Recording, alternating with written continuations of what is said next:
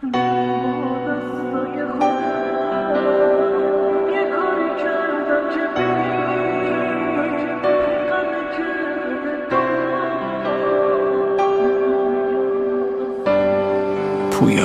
بیاتی. چرا بهت نگفتم از خودم، چرا نگفتم عاشقت شدم که نذارم خراب شه رابطمون. حالا که برات بغض خالیم، نیستی ببینی که تو چه حالیم. اگه میشه خودتو بهم برسون، من با دستای خودم یه کاری کردم که بری. حقمه که همه دنیا بهم بگن مقصری. قبل از تو تنها بودم ولی الان تنها ترم. من که دیگه ندارمت، بی تو باید کجا برم.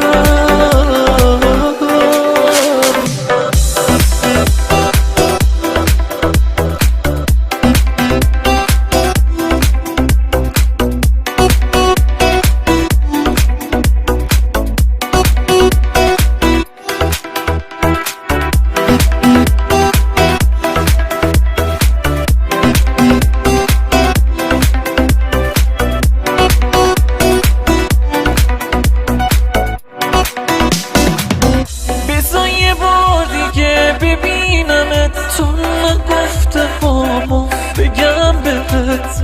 آخه مهرت هنوز توی دلمه.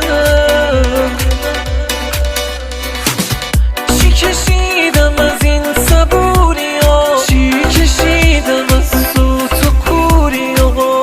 اگه مردم عشق تو باطلمه.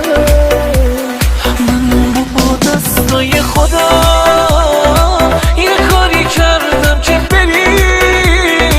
حقمه که همه دنیا بهم بگن مقصری. قبل از تو تنها بودم ولی الان تنها ترم.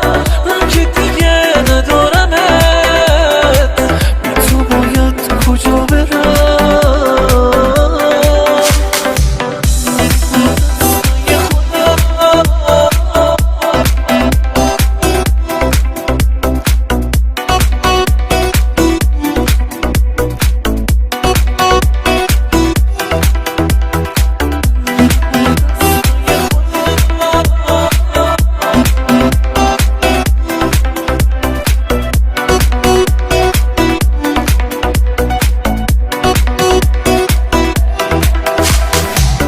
تنظیم امید سلیمانی.